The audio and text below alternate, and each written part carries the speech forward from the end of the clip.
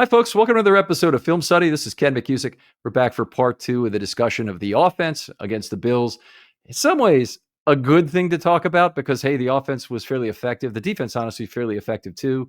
We come back to how the hell do we lose this game? Here to try and help us work through the catharsis that we're having here is Nick Mehta. Nick, how you doing? Doing great, Ken. Wish it would be a better occasion for us to be talking, but always glad to be here with you. All right, outstanding. So let's start off the second part of the show with some offensive line. I just want to give a short synopsis up front. It was probably a slightly above average game for the offensive line in total. They provided Lamar with a pretty good overall opportunity set, which we'll get to. We actually got to in the first show. It's something to go back and listen to if you haven't. But Lamar still beat his opportunity set by 70 yards, 2.6 yards per throw, which I don't think I ever got to mentioning there. Kind of a meh run blocking game. The Ravens had big advantages that the Bills, I think, were better at using in terms of using double teams to really push around the Ravens' defensive line in a way they do not often get pushed around. But the Ravens ultimately ran more effectively in this game, and obviously they were doing something right as well. And the biggest thing also, Lamar ran the offensive line out of two pressures in this one. So we'll get to some individual stuff. Yeah, I think overall the offensive line, the development over the years has been very clear for players like Falili and Rosengarten. Yeah. And then, it's also just another situation where this is an offense with Lamar Jackson and Derrick Henry, and so much of what they're able to do is so much of what they can do is able to cover up deficiencies in the offensive line. I think maybe my favorite offense or the best offensive line for the Ravens of this game, I felt like was Ronnie Stanley. And, what could be his last game as a Raven. So if it was good to see him go out on a high note. Yeah, absolutely. Ronnie made 50 of 54 blocks in this one, missed two, half a penetration, half a pressure. That is a hell of a game. Now, it's interesting because there were 56 plays in this game. I don't know why Ronnie left the field for a play, but I can tell you the order of what happened. He was a tackle eligible in an unbalanced formation, very unusual, and ran a pattern. And it was, let me see, it was on the, I wonder if it was on which play it was. Yeah, so it was 2nd and 3 that became 1st and 8 after they got the Bateman pass to get him to the 2-yard line. They didn't end up scoring. But on the 2nd and 3 play, he actually ran out in the pattern. Lamar was sacked for -5 on a play that was an ample time and space throw. So it's a Lamar sack on that play. And then the next play, he wasn't out there. And I'm not really sure why, but Jones replaced him, and then Stanley returned for the next series. So kind of an interesting circumstance there for Stanley. But a little more about the metrics, and then we move on here. 48 points, 0.89 per play. With an adjustment that gets him up to a 0.91, but he would have had an A either way. Not a whole lot in terms of special blocks, 2 in level 2, 1 pancake, 1 highlight. And Lamar ran him personally out of 1 pressure. I kind of feel like that's been the Ronnie Stanley story for his career here. Not in a bad way either, because he gives up ground to keep his mirror. Lamar works very well with that. And in this case, like many times before, Lamar ran him out of a pressure after getting crowded out of the pocket. Yeah, I think one thing about Stanley this year is that some of the bigger matchups that he's had, he has just not been as good against Trey Hendrickson and Myles Garrett. Didn't have to deal with an elite edge rusher in this game. I don't remember exactly how the Bills rotating around, but still, A lot Von of Miller Rousseau. still, yeah, Yeah. lot of Rousseau on the left side primarily, Miller on the right, and so I felt like he did a good he did a very good job. It was kind of another consistent game in what he's put together all season, where he's no longer the elite. I'm gonna shut out every single edge rusher I face, no matter who. Kind of left tackle, but again, a very solid game. He does what he needs to do. One spot in from him, Patrick McCary, a guy who has played left guard for the first time in his career this year and managed to hold down the starting spot all this year. How did you think he did? Improved greatly throughout the season. Did okay in this one. He didn't have the hardest. Joe, he had some of Daquan Jones and he had some of Ed Oliver being in that spot. And they used 3 down linemen on a fair number of plays. Like when the Ravens, a lot of 12, 21, or 22, had 3 down linemen on the field. Then he was up on against single teams on a lot of those, but made 47 out of 56 blocks, missed 5, half a penetrations. That's a loss on a run play. 1.5 pressures. Didn't have any penalties, by the way. Those penalties, they've gone away the second half of the season for McCary, so that's been a real welcome change. It was a lot of his deductions early in the season. Got a .77 raw score with adjustment. That's .80, which is still in the C range. 5 level 2 blocks, 2 pancakes, 5 out of 9 on pulls. That's not so great. It's 5 points out of 9. He did have a pull that led to a half penetration that was baked in there. So not so great there, honestly. And 2 highlight plays. Very solid player. The Ravens have gotten tremendous value out of McCary this season. I guess one of the real questions is, are they going to be able to re-sign him? Yeah, and you know how I'd love to get bogged into the contract details on that. I'll save that for another time. What I'll say about McCary is that having a sixth offensive lineman who can fill in any of the 5 positions and start not just in a pinch, but ultimately the whole season at a position he's never started before, it is worth, I think, more money than people think. In this market, I think we've seen what a lot of teams are doing with six offensive linemen across the league, the Lions, the Bills, and that's becoming a more and more valuable asset to have. Next to Let me keep him, it here for one more second, because Andrew Voorhees did play well against. Let's see. I want to make sure I get to the correct place, against Houston in Week 17, and scored a .82. I think that game alone will help him in his chance to be the starter next year at left guard. And I think, honestly, the Ravens have 3 out of their 4 offensive tackles are leaving next year. Rosengard's the only one they're keeping. So they've got to decide who they can bring back. And there's a lot of competition for very few cap dollars in terms of how they get it done. yeah, What would you like to see them do? I think, and I think this is the most likely path to. I think they re-signed Ronnie Stanley. It just doesn't seem like. I think he probably gets around 20 million a year. If I had to pick a number right now, I think they figured out the cap space with option bonuses, void years, and the other things that they like to do. And I think that Voorhees comes in as the favorite for the left guard spot. I think Falele comes in as the favorite for the right guard spot, but they bring in competition for both. And this is where I think McCary gets priced out of Baltimore. It's just a sixth man super sub who isn't a who isn't a surefire starter. Just becomes the kind of luxury you can't afford when your quarterbacks, other key players, are on the big cap hits that they are. He's definitely a player the Ravens are likely to give a floor value to as he walks out the building. Say, hey, look, whatever you do, we'll give you 4 years, 18 million or whatever it is if you want to stay here. And then some team at least has to beat that and give the Ravens the potential of a compensatory pick out of the loss at the very least. And I think, a guy who can play tackle has a lot of value somewhere. Yeah, and I think that that's McCary is also beloved around the building, the work ethic, all of those things. But at the end of the day, it's going to be the cap dollars that matter the most. Next to him, a guy who could also be looking at a new contract this offseason, Tyler Linderbaum. Felt like a bit of an underwhelming game for him. There are times when I feel like he can really be a weapon as a center, but he's got to make sure he's taking care of all of the little things first, from whether it's hitting his double teams right or snapping the ball. How did you rate his performance this game? Yeah, not so great. He made 49 out of 56 blocks, but there are a lot of little things, as you mentioned. So the bad snap I charged as half a sack to him. It was definitely well outside.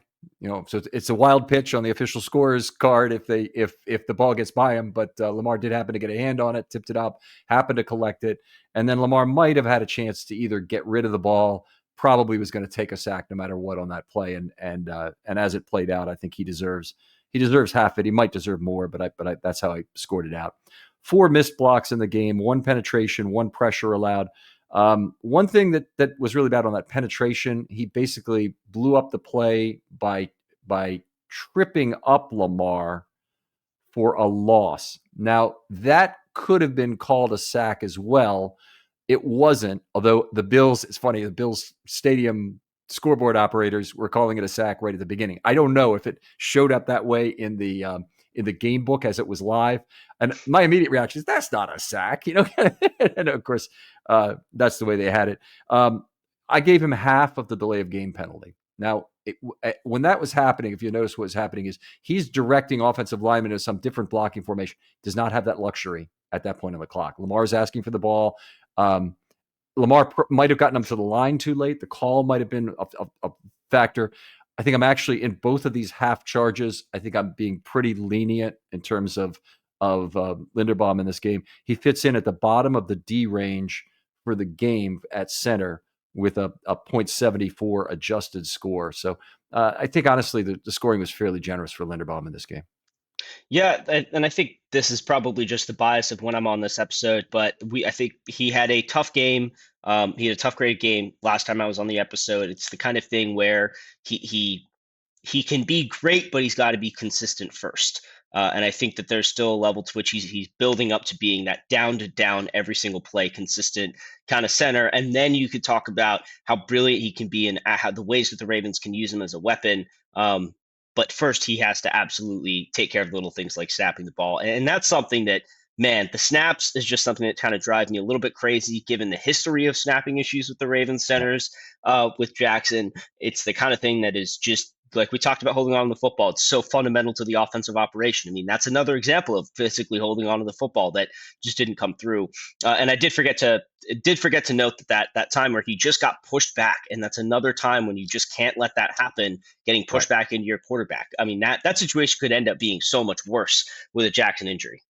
Yeah, this is, by the way, if you go back years, the Ravens did it all the time. They had Mike Flynn and Trey Vincent and somebody else playing left guard that I'm forgetting. They would step on Bowler's feet all the time in that 2005 season. It was a Keystone Cops kind of year where that happens, literally 10 times as often as it's happened for the Ravens this year. Joe D, very big and very good with footwork. And this was more a case, I think, of big man, small man, and very slippery field, which the Bills were using very effectively on the offensive line. And they, in this case, used it very effectively on defense. Yeah, and we talked about we talked about earlier in the prime matchup this week with Ed Oliver, and he just didn't fully deliver on what he can do. To his right side, Daniel Falele, maybe one of the most talked about players on the Ravens this year, holding down that right guard spot all this year, and I felt like Sunday's game was an example of his growth, his willingness to kind of use the physicality that's inherently built into his body. How did you rate this game for Falele? Yeah, great game. And Falele finishes the season on an incredible high note. And I'm just gonna read his grades off between week 7 and week 15. F, D, C, D, D, C minus, D, D. Then that same guy, all of a sudden, beginning in week 16, so the games really matter with that Pittsburgh game, Houston, Cleveland, then the 2 playoff games. B, A, B minus, A minus. Unbelievable turnaround in terms of what he did. But this game, he missed 8 blocks out of 56, and he still is lumbering, gets into level 2, can't find anybody, or he isn't decisive enough sometimes, which is a little frustrating. But he's been very good about using his arms the last few weeks, pushing people down, had 5 pancakes in this game, which was remarkable. He made both his polls as opposed to McCary making 5 points on 9 polls. So kind of a unexpected difference there. McCary's been more effective over the course of the season. Just a great finish to the year by Falele, and he's one of the players I'm actually excited about. I think you got to think about re-signing him to an extension right now. And this is the straight. A lot of people are going to say, "What the hell are you talking about?" But I think he's a guy. He and Arterius Washington, both guys you could have a little bit cheap that you could get real value on. Yeah, it would be a savvy move by this Ravens front offense. It would be somewhat of a pat on the back for them too, after Mhm. really sticking with Falele throughout training camp in the early parts of the season, and even the stretch throughout the year where he was just consistently struggling.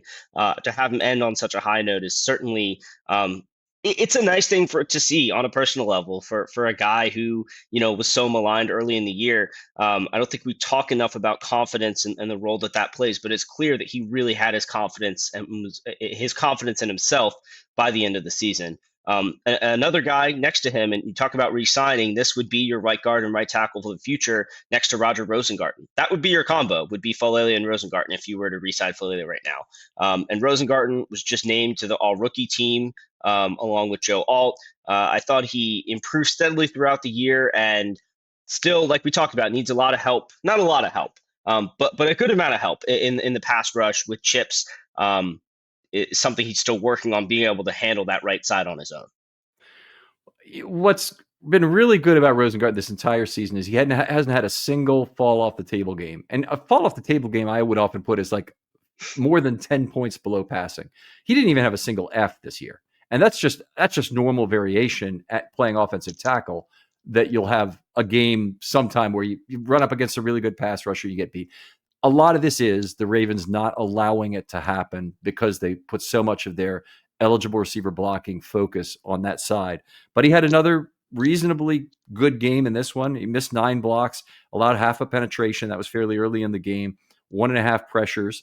That ain't bad in total. 0.71. He did get run out of a pressure by Lamar. That was also, he shared that one with Linderbaum, actually. And so I minimized his adjustment, but still at 0.74, he's right in the middle of the C range.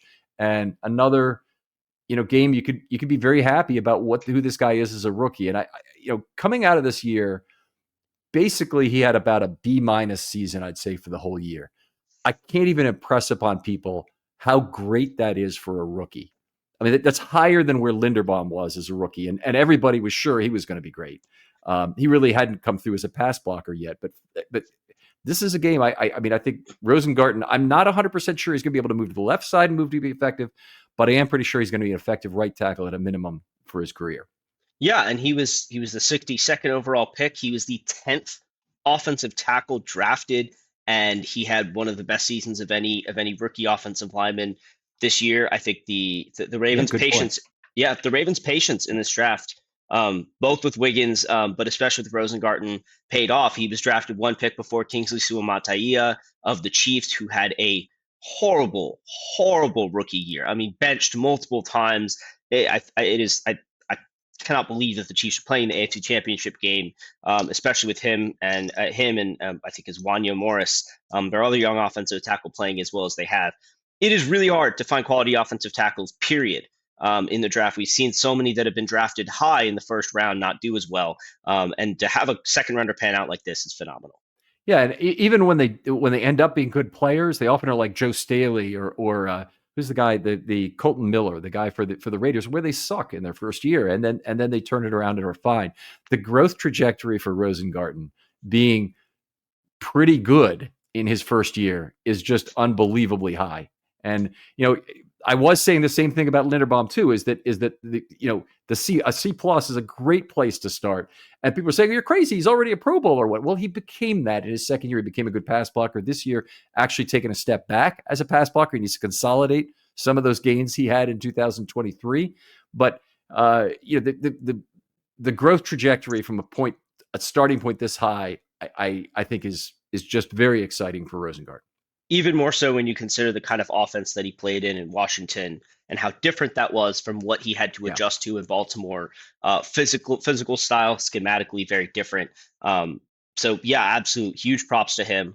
I think Josh Jones and I think Ben Cleveland both featured as sixth offensive lineman in this game. I believe coming in, it had been primarily Josh Jones. Ben Cleveland had a couple cameos throughout the year, but this game, both saw a couple snaps. Yeah, so 3 out of 3 for Josh Jones, one level 2 and one pancake. So he had a nice game. Cleveland made 1 out of 2 blocks in what I presume is going to be his last game as a Raven. Kind of always will be the great mystery is why Cleveland never earned the right to fail at a guard position at some point. And it could have been starting him over Voorhees this year, starting him ahead of McCary maybe at some point early in the year. It could have been starting him at right guard instead of Fa'alele. But I got the impression, particularly from the way that Joe D went after Fa'alele at camp, that he was the player who he was really bought into and really loved, and that was the guy that he was just going to make an NFL guard no matter what. And then they stuck with that, after Joe was gone, which is a great credit to Joe and to Warhop that they got him playing well by the end of the year. Yeah, and I think you said it about Cleveland as it being a mystery because it never made sense. It was something we talked about a lot at camp. Why is he not getting reps at guard? Every time he's played guard in the NFL, he has looked at a minimum serviceable. And there are times where he has come in as the backup and played better than whoever he was replacing, capably replaced Kevin Zeitler on a couple of occasions. Will always be some of a mystery, and I don't think we're ever going to get an answer. As far as Jones, a solid 1 year for him in Baltimore. Could be the kind of guy who they re-sign this offseason, looking for him in a similar swing tackle, sixth offensive lineman role. I think the idea that you could get more playing time here as a sixth offensive lineman as opposed to being a swing tackle sack and having to wait for an injury somewhere else might be appealing, because I also don't think he showed enough to earn a shot at a starting job with another team. I would agree with you on the starting job. I just think the backup left tackle market is so out of whack that any player who's a surplus player to your team traded at the end of camp is a 7th round conditional pick. Okay, that's the price. But a backup left tackle who is your 4th guy or your 5th guy, and you're planning to cut, you shop him around, you get a 6th round pick, probably no questions asked for us, or a 6 for a 7 kind of trade, which is really a much more substantial value. So I think there'll be a suitor for Jones. Actually, I think the Ravens are going to have to pay a couple dollars to keep him if they want to. But I'd be in favor of it because they need to keep another tackle. So if they're going to sign Ronnie, even I would sign one of McCary or Jones as well. Yeah, I think if you're really looking at going with a rookie, drafting another rookie tackle, I think you absolutely have to keep McCary. And moving on from Stanley entirely, you have to keep Jones or McCary in the building because, like we just talked about, there's no guarantee that rookie's going to be able to come in and do great. Jones certainly doesn't profile as a long-term left tackle. He's been okay throughout his career. But that market, someone could look at what he did and say, hey, here's a 6th offensive lineman, and we have 2 tackles we're not in love with, so let's bring in another guy who, at a minimum, is going to be our 6th offensive lineman. And a team that has more, just a cheaper quarterback at the end of the day, is going to be able to make a bigger offer. Yeah. All right. How about we talk some skill position players? Who would you like to talk about? Yeah, sounds good. I think sometimes I feel like we start with some of the big names. I'd really like to start by talking about Tylan Wallace. This was another game, like I said, where he made the most of his one opportunity. But I think you really hit on it earlier, talking about his run blocking. He has a mentality where even those plays are opportunities for him, because those are the times when he gets on the field. That's the role that he's been assigned to, and he sees that as his opportunity to continue to prove himself as a worthy member of this offense. He's a guy that I think a cheap extension for this offseason, a cheap multi-year extension would just make too much sense, especially if you see him becoming truly the 3rd wide receiver in this offense. Now, you don't need to have a prime 3rd wide receiver for this offense with the tight end depth, but that's where Wallace, being a guy who can contribute on special teams, who can contribute in the run game, and catches almost everything that's thrown his way, is actually just a really, really good player to have on your offense. So very, very, very impressed with his development. I think when he was drafted, there was hopes of him becoming a little bit more explosive of a player, but the opportunities just never were really there because of the depth chart and the tight ends. Reminds me of Chris Moore a little bit in terms of having a lot of special teams value. Wallace, maybe even a little less special teams value, because Moore was exceptional in terms of his nose for the football and all those things and being a gunner. But Wallace has been as good as Moore ever was at the top of his game. And Moore had a year where he caught 84% of the passes. Wallace this year had 16.1 yards per target. That's an absurd number. I mean, that's like Jamar Chase running over the SEC kind of number. It's just so good. So anyway, I'm thrilled about it. I think there may be another team that looks at that and really says it's worth it to us. And I think the Ravens have a chance, at least with the frictions involved, to sign him for about $2.6 million, which will count as a vet min salary against the cap. All right, I'll talk about Bateman a little bit. I thought he has had a marvelous set of games with the absence of Flowers. He's done basically what could be hoped. He caught 4 out of 5 balls in this game. The one ball, of course, he didn't catch was the overthrow from Lamar that was misread, mis-eyed, looked off the safety, whatever Lamar wants to call it, but his mistake. And I think that's the only ball he didn't catch. And the rest of the time, he's in the right place, presenting him to Lamar, catching the football when it's thrown to him, including the big touchdown and the ball that got him down to the 2-yard line. And we haven't heard Diva Crapola from him since he's been here. And he's a guy who does seem to have, some number 1 receiving talents. I hope we don't hear about him asking for a trade this offseason, because I don't think the Ravens should grant it. I think they've already been more than fair in terms of his personal situation this last year. They gave him extra money. Bateman would look at as less money than he was really entitled to, probably. But it was just a fantastic contract for the Ravens. He's got one of the most valuable second contracts for any wide receiver in the National Football League right now, with 2 years remaining on it. And he honestly probably could be traded for a number one pick at this point. The question is how far up in the first round, but I would think at least around number 20 to 22 right now, you could trade him for, given there's 2 years left on this contract for very little money. Yeah, I think that would obviously take him, demanding a way out. But I think, look, he saw 74 targets this year. That is a healthy number in this offense. I think Yep. you can go somewhere else, and this is kind of the classic debate for so many players. You can go somewhere else, maybe earn more money, get bigger numbers, but are you going to be in a better position? And I think this is the year where the Ravens kind of did their part in showing Rashad Bateman that they can put him in the best position as well. Using him as a really key player in the red zone and really harnessing his downfield separation abilities. I feel like that's something that they were a little bit more intentional about this year. I feel like in past seasons, there were a lot of times where he was running a lot of cardio and just not getting the ball thrown his way. He's had that, and I think it speaks volumes about the importance of a fully healthy offseason where you're completely locked in, you're not missing practice time with your players. His chemistry with Lamar on the scramble drills improved. I've always been a big fan of his, huge fan of his, and I do think I always saw him as a guy who was like, man, in an offense that really just wanted to throw the ball all the time, he could put up some real numbers, and that's got to be a thought on his mind too with his current contract. But agreed with you. One more thing about Bateman here is that the Lamar Jackson, there are two things about playing with Lamar Jackson that will never be ideal for most receivers, but is specifically a receiver like Bateman. Bateman's primary quality, he has speed, he has good separation ability. A lot of that separation ability is because he's a great route runner. He can stack a cornerback certifiably and make them feel very uncomfortable in a lane change necessary to make up speed or to make up ground. And he has a really legitimate ability to make a cornerback make the wrong move at the top of the stem, which is a very underrated part of his game. And it's why separation metrics, depending on how measured, can often show up very, very well for Bateman.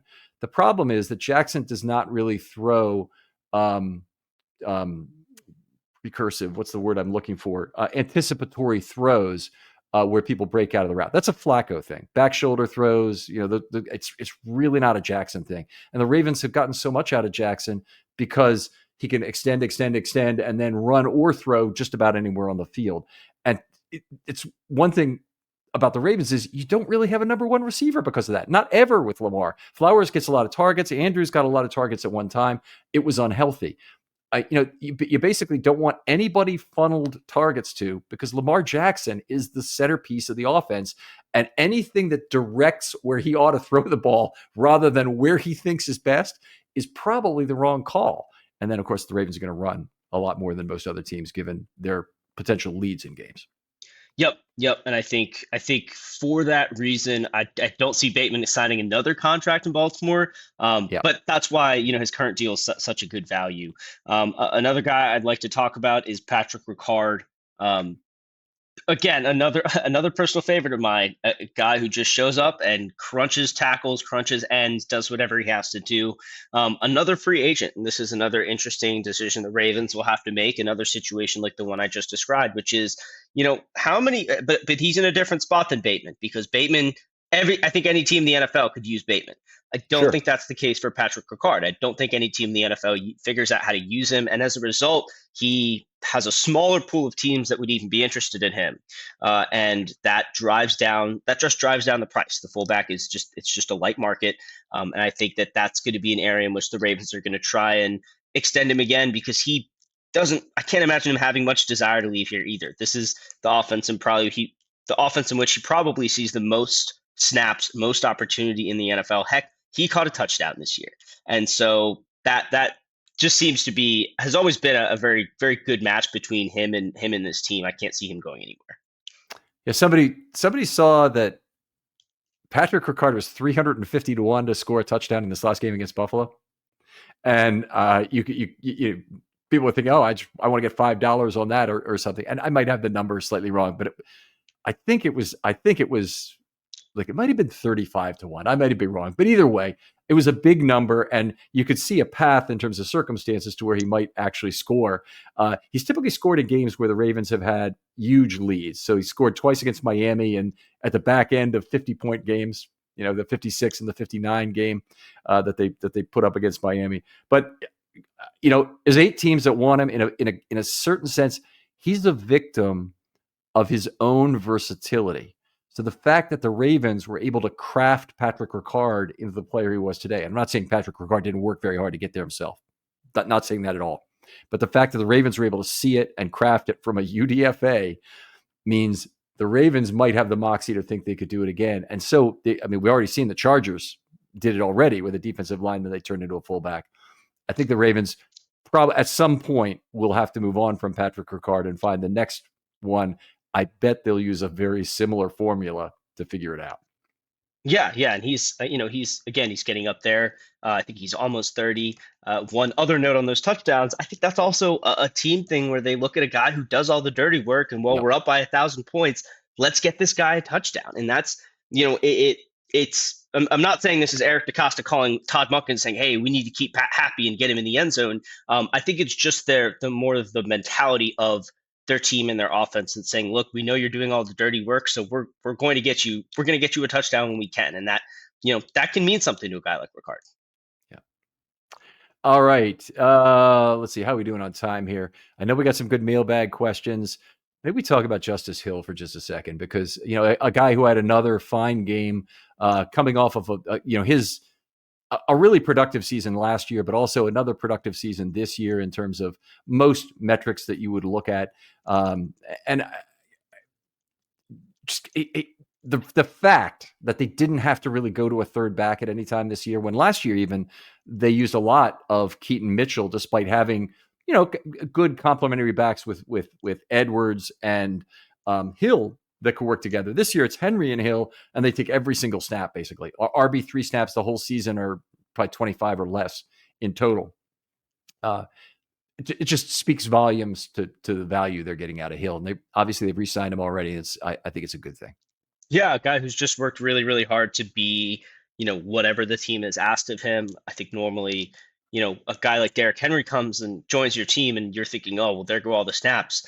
But the Ravens were very clearly never in that boat, and I think they saw it as a way to keep Henry, to give Henry snaps off and throughout the season and throughout games, but also making the most of Hill's skill set. I mean, I think he really has. He's always been a solid pass protector. I really think he's made great strides as a pass catching back out of the backfield. The last player I wanted to mention is Mark Andrews, who has been just ridiculously maligned. I think some of the things people have been saying about him have just been way out of bounds. And I feel it's important to say that and talk about Mark Andrews. This was a tough game. He had some nice plays. He had some nice plays throughout the game, but this is a really tough game to see a player like that. Not just the 2-point conversion, but the fumble as well. I believe he had one other drop, if I remember correctly. So just a really tough game from a player who started slow and then just kind of slowly heated up throughout the season. Didn't get in the end zone this game like he has in so many other games recently. It's possible that was his last snap as a Raven too. The Ravens have a tough contract decision with him coming up. So I just want to say, I think it's important to say, like, Andrews has done a lot for this franchise. He is the franchise leader in touchdowns. I don't think there's probably no one that is taking Sunday's loss harder than him, because he knows exactly, he had the ball in his hands and he let it slip away on more than one occasion. And I'm not trying to minimize that. But what I am trying to say is that, he is still a Raven and all, one of the best Ravens of recent memory, and above all else, a person who makes mistakes. And I just think it's important to say that. Yeah, that's a really great point. And Mark will step right into the Ring of Honor as 5 years after he retires from wherever that is. I think there's still a chance that he'll be with the Ravens in 2025, because he has so much value relative to the cap savings they have. So they may decide, hey, we might try and trade him, and we'll see if someone wants him and will give us value. But if they won't, then we're just going to keep him. The problem is the Ravens are just in such a tough spot in terms of all the younger players they have to re-sign, and in particular at the tight end spot, having 3 guys stacked up with their contracts all ending at the same time. And it's been the deepest 3-man unit now for 2 years. They've had a great success throwing the ball to those guys for both of those years in terms of any metric you'd want to care. But it's the passer rating throwing to them last year was over 140.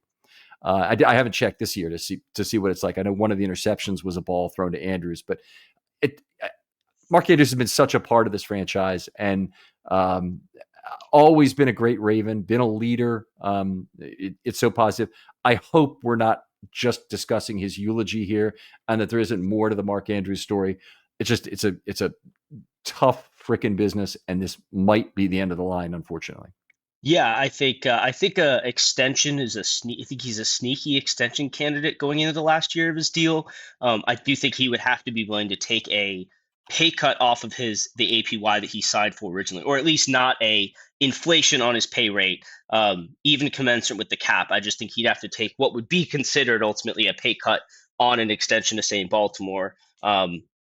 Which, who knows, that connection with Lamar Jackson. He really does, it's always hard to quantify how much guys love being in a specific franchise. But he clearly has that connection with Lamar Jackson. Every single player on the team was immediate to back him up when asked about it after the game. So I don't think it's the situation where he feels like he's let his team out. He's let his team down and needs to go find a new home. I don't think anyone's going to look at it that way. I think it comes down to dollars and cents, like a lot of things do. Right. And sadly, Cundiff and Evans hadn't done enough for the Ravens when they had their Cundiff Evans moment that it came down to. In fact, Evans, the passer rating throwing to him that year was 0.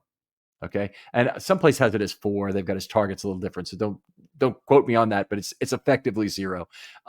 Cundiff had obviously had his ups and downs. He'd been a big touchback king, had been an okay kicker, and then he missed a huge kick. And then that was the lights out. Andrews, the situation is a lot different in terms of, the total amount of currency he has in the bank and love from this town. So I would have been remiss not to talk about him here. So I really appreciate you bringing him up, Nick. Yeah, and I think I know you're not saying this, but I again just think it's important to say, even Cundiff or Evans, if it was a rookie tight end who dropped those passes for the Ravens this year, absolutely no one deserves the kind of hate and vitriol that he has gotten, especially from people who are supposed to be his fans, who are supposed to support him, that he has gotten over the last few days. It's something that really, really upset me, quite frankly, in the last couple of days. Is just that how quickly fans are to turn on a guy who is one of those consummate Ravens of the last 5 years.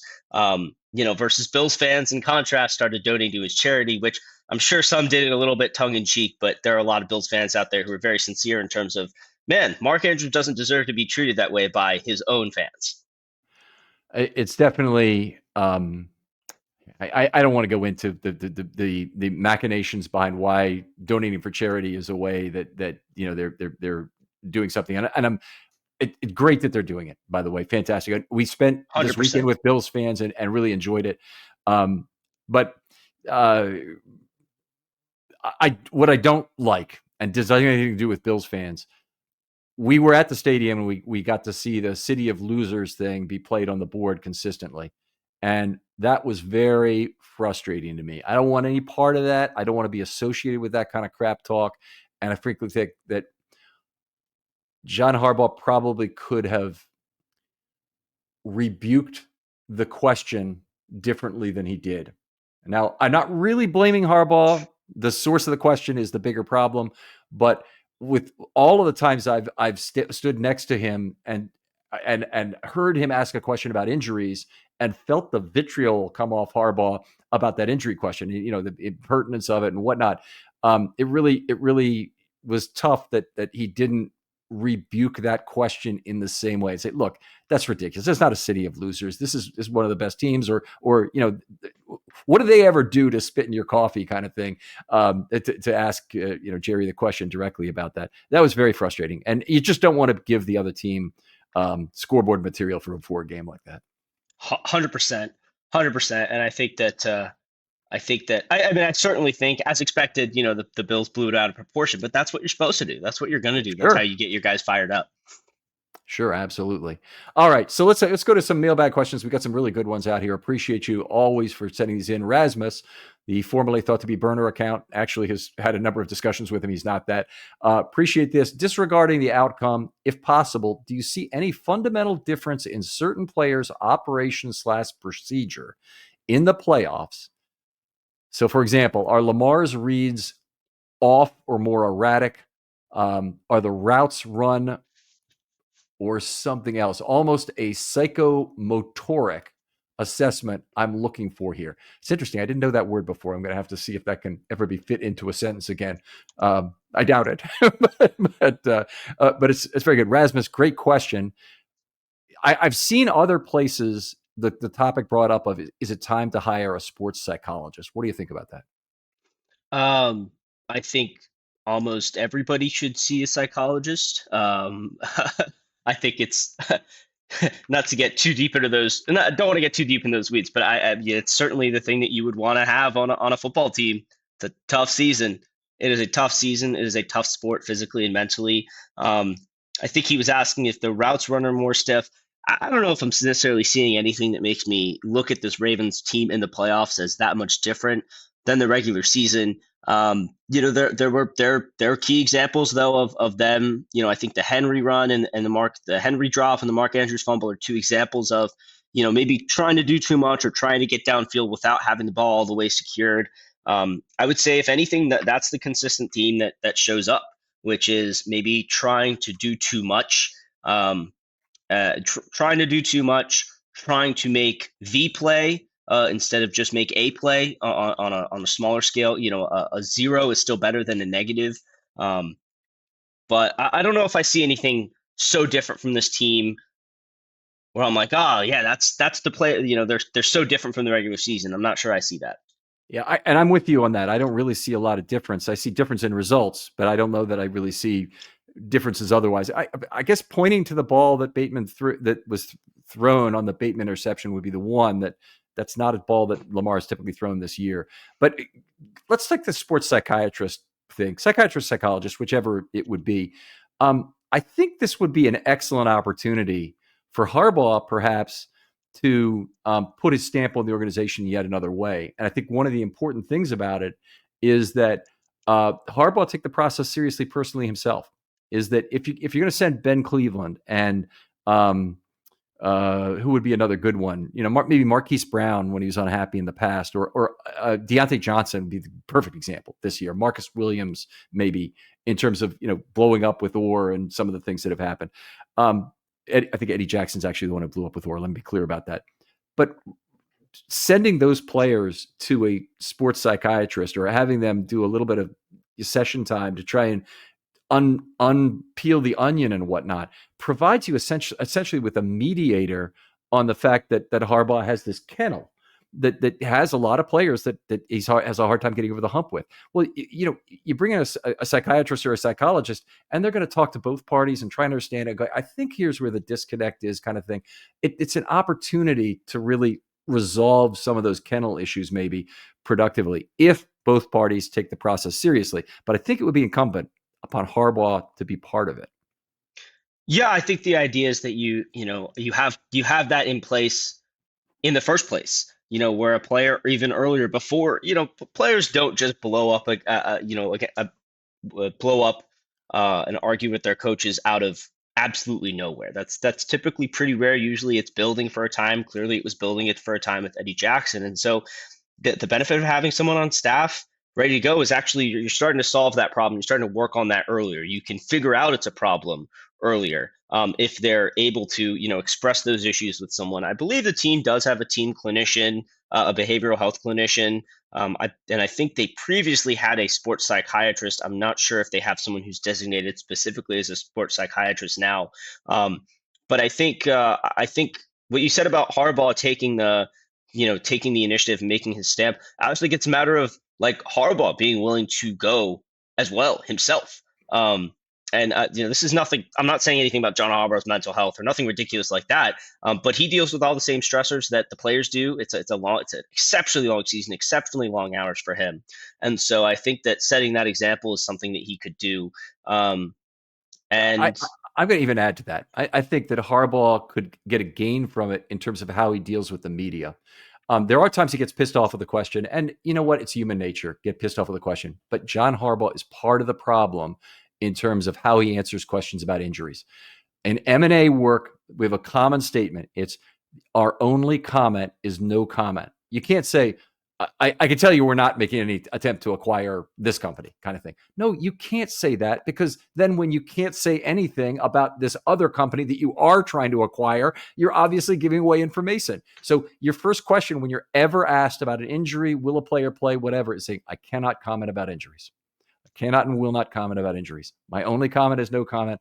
All of those are fine, but you can't be one-sided about, yeah, he'll play, and we're going to see come of the game. It's going to be a game time decision. You just can't give, mixed sides of that same thing, or people will start to handicap what you're telling them about injuries.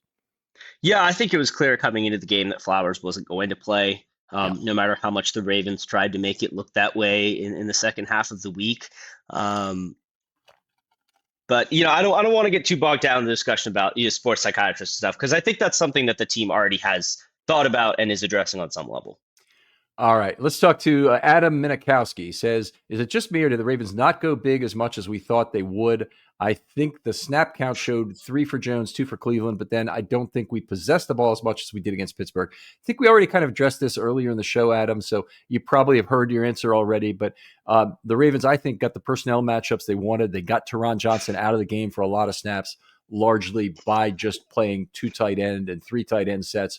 As opposed to having one of those guys, one of those tight ends, be an offensive lineman, which I think gives you more versatility. Yeah, Adam, I think you answered your question yourself a little bit too. We didn't possess the ball as much. That takes away your ability to dictate terms. Even when the Ravens were sticking with the run, as I've commended throughout this episode in the second quarter and in the third quarter, they're still doing it more out of 2 tight end sets because they still want to have more options to pass and be explosive through the air than they would with a 6th offensive lineman on the field. Just one of, I think, 3 or 4 different factors that we've talked about that resulted in them not putting that 6th lineman out there. They got the looks they wanted. At that point, what you're sacrificing by putting a 6th offensive lineman on the field and taking off a pass catcher is not worth it once you're already accomplishing what your objective is. Yep, exactly. All right, we got Ravanalytics says, I would love to hear you and Nick have the blame pie discussion using statistics like WPA, EPA, etc. I've attached some next gen stuff for reference. Okay, now this is an interesting comment from next gen. Next gen insight for the Ravens Bills. The Ravens lost a total of 36.7% in net win probability on turnovers in their loss to the Bills. So think about that. They basically, on those 3 plays, took their chance of winning the game from almost exactly 50% at game time down to about 13 with those 3 turnovers put together. They lost 5.9% win probability on the interception overthrow of Bateman intercepted by Rapp. Okay, small actual win probability loss because it's the beginning of the game.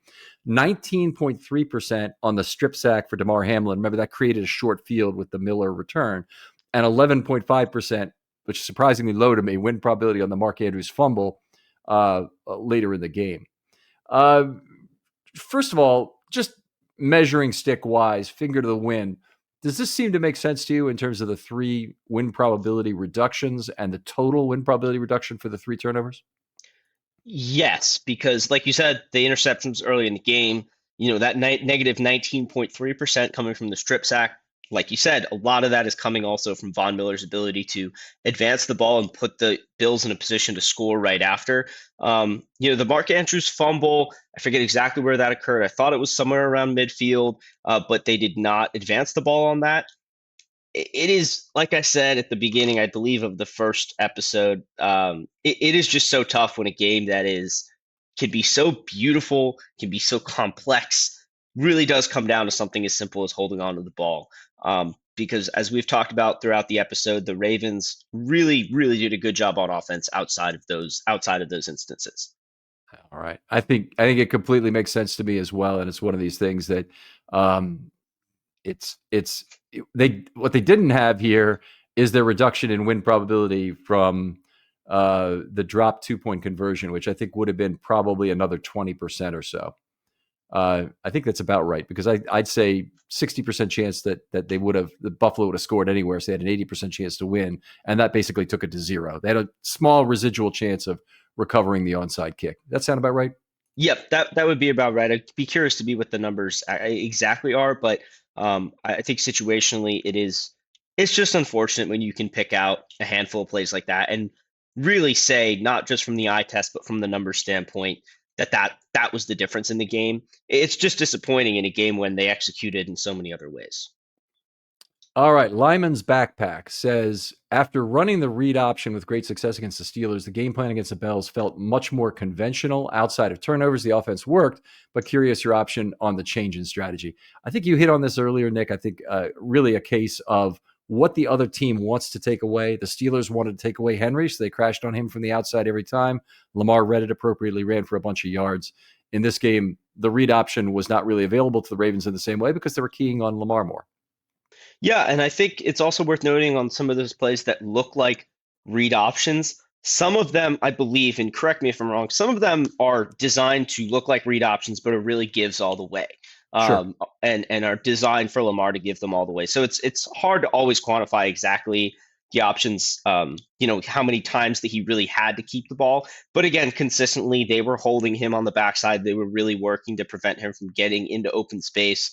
Um, like I mentioned earlier, I think the red zone, the low red zone was probably the time I would have been a little bit more forceful with trying to get the ball in Lamar's hands on design runs. But other than that, I don't really can't quarrel with the game plan because it was effective. The proof is in the pudding. They moved the ball. Yeah, absolutely. So I'm with you on that. And how about the freaking quality of these questions here? These are just great questions. I know people oftentimes will have a lot of gripes, and if you work at a radio station, you get calls you really don't want to take about just people are angry, they want to vet on air. You just got to let them do it. But these are just great questions. I really appreciate it. Mr. Ed. Here's another good one. Seemed like Kolar had been subbed in for Andrews on certain run sets during the second half. Any correlation there, or perhaps just a standard rotation? Um, I'll start with this. I agree with you. They basically were probably had Kolar in there for more run plays, but he was a big part of the Ravens not giving away exactly what they're doing on a play by having multiple tight ends as opposed to a sixth offensive lineman on the play. Pittsburgh, big difference in game, lots of extra offensive linemen, and they were basically just ran it right down the Steelers' throat with a big lead for a lot of that. Yeah, and I feel like Kolar did a solid job as a run blocker. I think that's I think snap management is something I've noticed from Monken and Orr this year in terms of their rotations, Orr's rotations along the defensive line, Monken with his wide receivers and his tight ends, and his running backs, even to keep guys fresh as they're going on these long drives down the field. I think that's something that we don't think about as much. Yes, the defenses stay on the field too, but so are the wide receivers and tight ends who are running routes, getting in blocks, and so I think that that's really just a natural rotation. Also, Ken, I think it's worth saying that. Part of the reason that we get such quality questions, that you get such quality questions, is because of the community and the environment that you've created with this show. So I think you deserve some credit for that as well. I do appreciate that. We value our listeners to such a great degree, and it's a I always say it's a high STEM audience, but I don't want that to be an elitist thing where you can't enjoy the show if you're not a STEM person. So what I'd more like to say is we try and make this more of a show where we try and explain things as well as we can. And have a good back and forth. And I really appreciate having guests like you, Nick. And I've tried to keep the quality of guests up as high as I can. As you know, you've been on several times, 3 times this year, right? Already? Yep. Okay. Really appreciate you doing it. And that's, an indication of that. I think that's going to do it for tonight's show. We don't do MVPs when we have a loss like this. And I think it'd be kind of maybe not disingenuous, but not particularly useful or make anybody happy to hear about that. But Nick, why don't you tell people about where they can find your work and contact you online if they want to talk football? Yeah, so my work can be found on Baltimore Beatdown and Russell Street Report. As disappointing as the end of the season was, my wheelhouse is really contracts and the draft, and so that's going to kick up in the next couple of months. And I can also be found talking ball on Twitter at Nick NIK knows ball. So reach out anytime. All right, outstanding. Other folks out there, very happy again with all the listenership this year. Please hit me up if you'd like to be on a film study short this off season. One of the big ones coming up is a discussion. I want to make it a panel discussion, but there may have to be a couple of different shows on this to discuss whether or not the Ravens should be moving on from John Harbaugh at this point. And I'm particularly short on people who want to take the fire Harbaugh position. So if you really believe that's true, and also if you're really willing to make a balanced argument that just at least says, I understand these 3 or 4 things about Harbaugh are very good, but I think these 5 other things outweigh it, or one other thing maybe outweighs it, then love to hear from you, and I'll include you. And as always, I want to make the show as inclusive as possible. So hit me up with your short ideas. Nick, thanks so much for coming on again. Very high quality show. Really appreciate your contribution. Ken, it's always an honor. Thank you. We'll talk to you next time on Film Study.